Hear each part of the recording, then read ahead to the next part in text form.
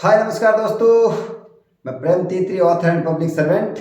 एक बार फिर से आप सभी का मेरे यूट्यूब चैनल पर बहुत बहुत स्वागत, आभार, धन्यवाद।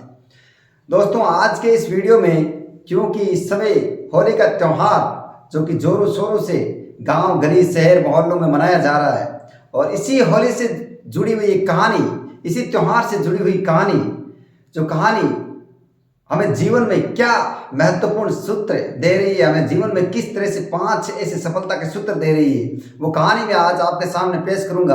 आशा करता हूं कि शायद आप इसे ध्यान से सुनोगे।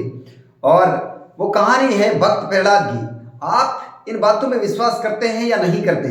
आप किस धर्म में विश्वास करते हैं या नहीं करते? ये कहानी, ये जो आज की कहानी में पेश कर रहा हूँ, ये कहानी काल्पनिक है या यथार्थ है, मैं इस बात का दावा तो नहीं करता, लेकिन जो भी हो, जिस कलमकार ने इस कहानी को संजोया है, जिस कलमकार ने ये कहानी लिखी है, या फिर ये यथार्थ है या सत्य काल्पनिक है, जो भी है, लेकिन अपने जीवन में ये कहानी बहुत ही गहरा संकेत देती है। हमें अपने जीवन में ये कहानी शायद मार्गदर्शन के तौर पर, एक जीवन दर्शन के तौर पर दुनिया की सबसे पावरफुल मोटिवेशनल कहानियों में से एक होगी। ये कहानी है भक्त प्रहलाद की।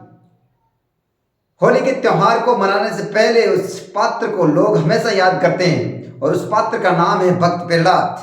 भक्त प्रहलाद का जीवन हमें क्या संकेत देता है? भक्त प्रहलाद का जीवन किस तरह से हमें हमारी सफलता का मार्गदर्शन करता है, किस तरह से हमें हमारी सफलता का जीवन दर्शन देता है? इन 5 उनसे जुड़ी हुई उनके जीवन की कहानी से इन 5 शिक्षाओं को मैं आज आपके सामने पेश कर रहा हूँ। उनके जीवन से जुड़ी हुई पहली शिक्षा हमें मिल रही है, पहला सूत्र सफलता का, और वो है विश्वास।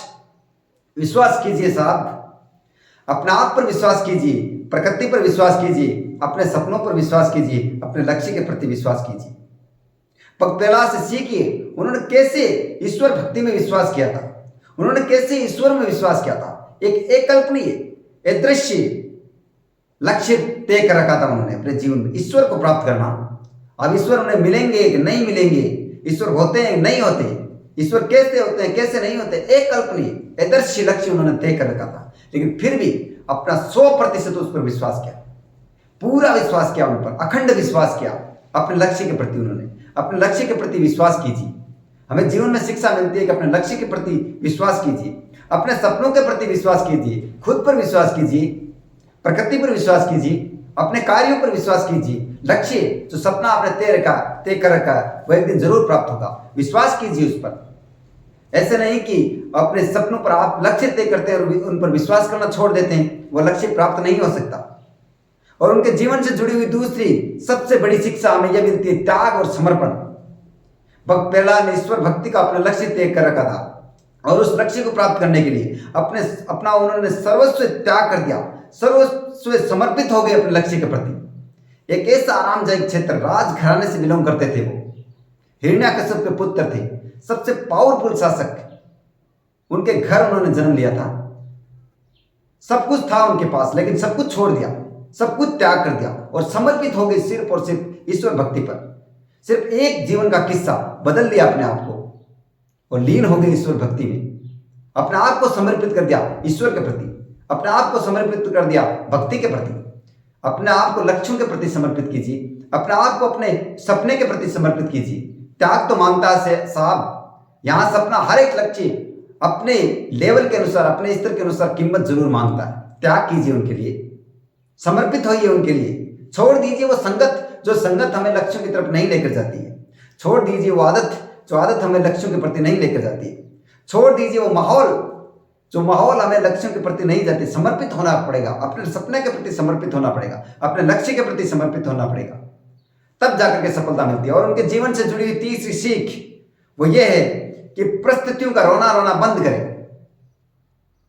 आप अपना लक्ष्य तय करते हो और सबसे पहले भक्त प्रहलाद के जीवन से सीखिए आप।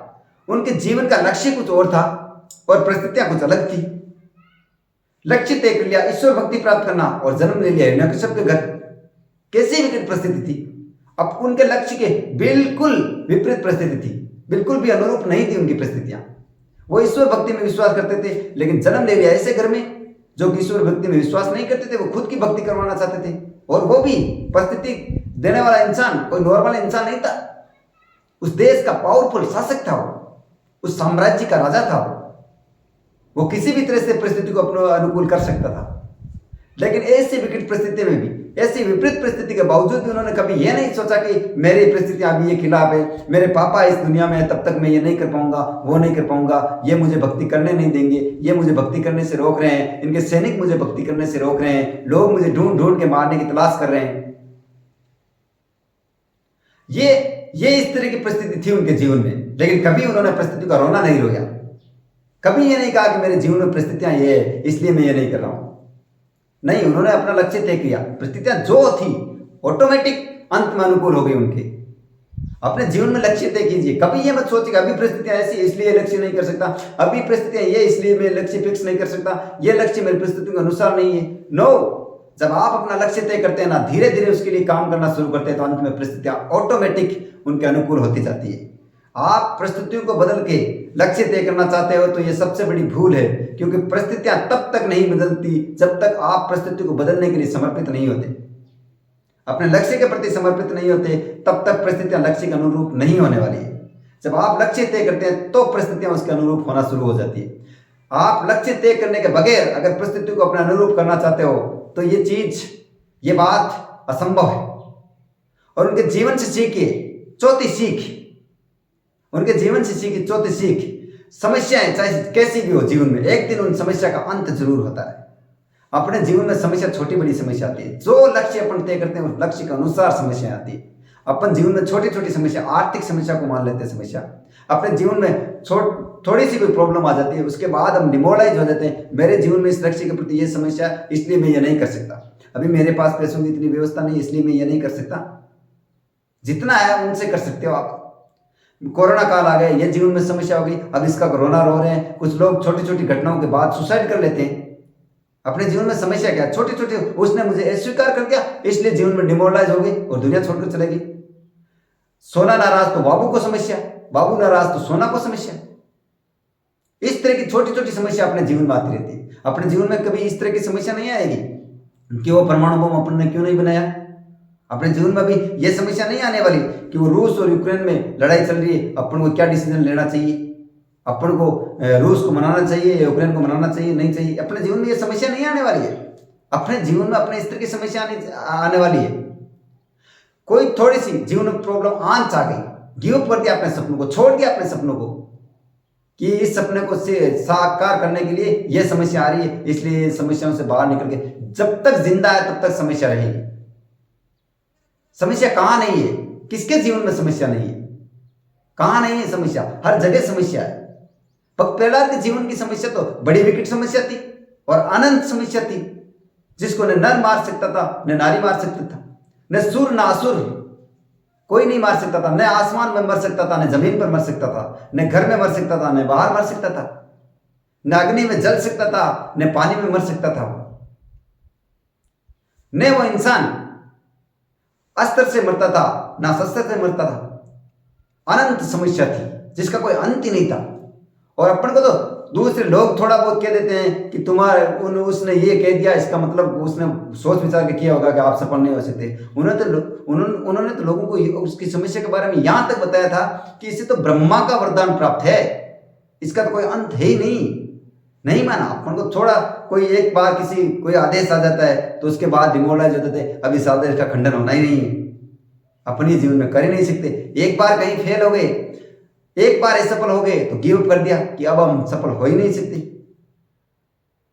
उनके जीवन में तो अनंत समस्या थी, उनके जीवन में तो जबरदस्त समस्या थी, उनको लोग समाप्त करना चाहते थे। उस देश का शासक उसके विरोध में था।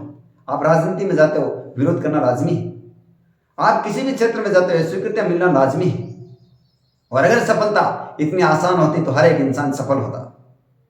समस्या तो आएगी, लेकिन भक्त प्रहलाद ने कभी अपने जीवन में समस्या को रोना नहीं रोया। वो अपने लक्ष्य के प्रति तल्लीन रहे, अपनी भक्ति में लीन रहे। और उनके जीवन से मिलने वाली अंतिम शिक्षा और पांचवी शिक्षा वो ये है कि उन्होंने सम्मान और संस्कार कभी नहीं छोड़े। अपने जीवन में उन्होंने सम्मान और संस्कार कभी नहीं छोड़े। हिरण्याकश्यप, उसके पिता ने उसके साथ इतनी यातनाएं की। उसकी बुआ ने उसको समाप्त करने के लिए अग्नि स्नान करने का संकल्प ले लिया था, अग्नि में बैठ गई थी। लेकिन फिर भी उन्होंने अपने जीवन में तनिक भी अपने पिता के प्रति अपनी बुआ के प्रति, अपने परिवार के अन्य सदस्यों के प्रति, अपने आस पड़ोस किसी लोगों के प्रति, सैनिकों के प्रति कभी भी ये भाव नहीं रखा, असम्मान का भाव नहीं रखा, कभी भी संस्कार नहीं छोड़े उन्होंने अपने असम्मान का भाव। अपन जीवन में थोड़ी बहुत समस्या आती है, कोई अपने जीवन में कुछ करते हैं तो उसके प्रति वैमनस्य भाव अपना लेते हैं। राजनीति में आप जाइए, राजनीति में विरोध करते हैं, विरोधाभास का भाव से हम खुद ग्रसित हो जाते हैं। उसने मेरे को बर्बाद कर दिया, मुझे उससे मिलती देखना, मैं उसे बर्बाद कर दूंगा, वो कर दूंगा। एनीवे, आप अगर बिजनेस में जाते हो, कहीं भी किसी भी क्षेत्र में जाते हो, कंपटीशन आपके जीवन में आएगा, लेकिन हम कंपटीशन करने वाले लोगों के प्रति गलत भावना में चले जाते हैं, उनका सम्मान के बजाय असम्मान करना शुरू कर देते हैं।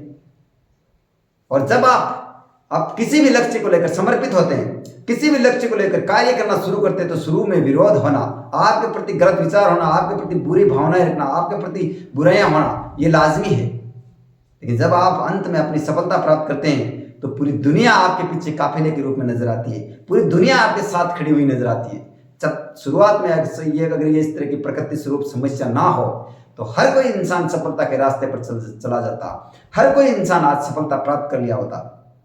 किसी भी फील्ड में जाओ आप चाहे नौकरी प्राप्त करना अपने जीवन का लक्ष्य प्राप्त मानते हो, चाहे आप बिजनेस करना अपने जीवन का लक्ष्य मानते हो, आप नेटवर्किंग मार्केट में हो, आप राजनीति में हो, किसी भी फील्ड में हो, समस्याएं जीवन में आएगी। और ये पांचों सूत्र जो भक्त प्रहलाद के जीवन से हमें मिलते हैं, हर एक फील्ड में हमें काम आने वाले, हर एक फील्ड में सफलता का सूत्र हमें मिलने वाला है, हर एक क्षेत्र में हमें काम आने वाला ये सूत्र है 5।